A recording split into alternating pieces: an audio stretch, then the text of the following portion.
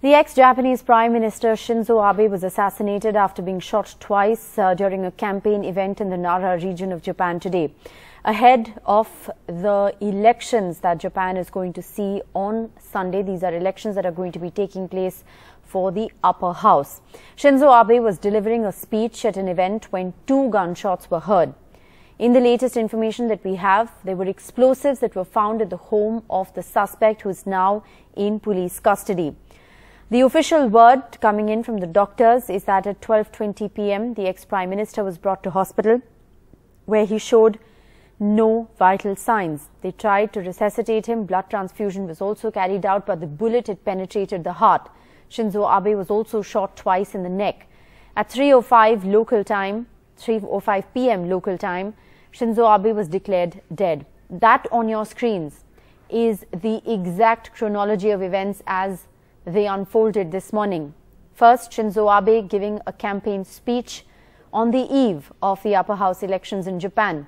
In dramatic developments, he shot, and you can after that in those pictures see Shinzo Abe's shooter just casually standing at the venue before the speech. That man in grey is the one who is believed to be the assassin.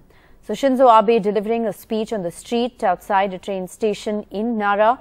Gunshots were fired. Two distinct gunshot sounds were in fact heard. He then collapsed to the ground. Cardiac massage was carried out. They tried to resuscitate him on the spot. The man on your screens, who's believed to have attempted this assassination, was in fact overpowered by security forces. He was arrested on the scenes itself. He didn't look very desperate either. A local handmade shotgun has been recovered from the site of the attack as well, after which Shinzo Abe was airlifted to the closest hospital, where once he was brought there, the doctors already declared that he had no vital signs. They did blood transfusion. They tried to resuscitate him, but to no avail. He perhaps lost too much blood, and due to the excessive bleeding, he couldn't make it from this deadly attack. He was declared dead. So Shinzo Abe there killed in Japan, and this of course has been an absolute shocker. A little more about the assassin. What's known so far is that Abe was killed by a 41-year-old former member of the Japanese Maritime Self-Defense Force, who was reportedly dissatisfied with him and wanted to kill him. So all of this, like I said, happened while he was making a campaign speech outside the train station in the western city of Nara, where two shots rang out.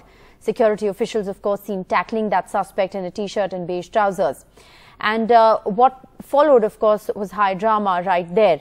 Prime Minister Fumio Kishida condemned the shooting in the strongest possible terms, while the people in Japan, people around the world, global leaders have expressed shock, complete shock, at this assassination in a country like Japan, where political violence is extremely rare and guns are indeed very tightly controlled.